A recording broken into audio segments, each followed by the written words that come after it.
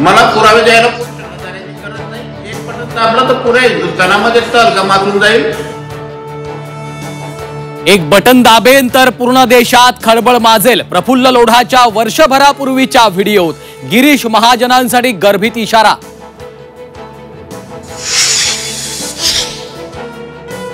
प्रफुल्ल लोढाचा वर्षभरापूर्वीचा video viral. Girish महाजनांपासून धोका असल्याचा लोढाचा आरोप।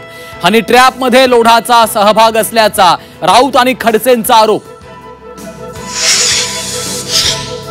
लोढाचे सर्व राजकारण्यांसोबतचे फोटो गिरीश महाजनांनी केले जाहीर। प्रफुल्ल लोढाशी कोणतेही संबंध नसल्याचा गिरीश महाजनांचा दावा।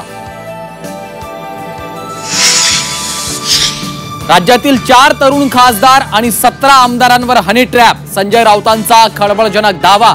हनी ट्रॅप मधील आमदार खासदार कोण याची राजकीय वर्तुळात चर्चा। हनी ट्रॅपच्या माध्यमातून महाविकास आघाडीचं सरकार पाडलं।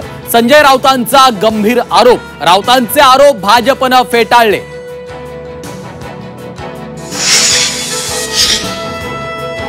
शिखर बँक थेट ग्रामीण सोसायट्यांना कर्ज देणार। अनेक जिल्हा बँका दिवाळखोरीत, शेतकऱ्यांना कर्ज मिळेना।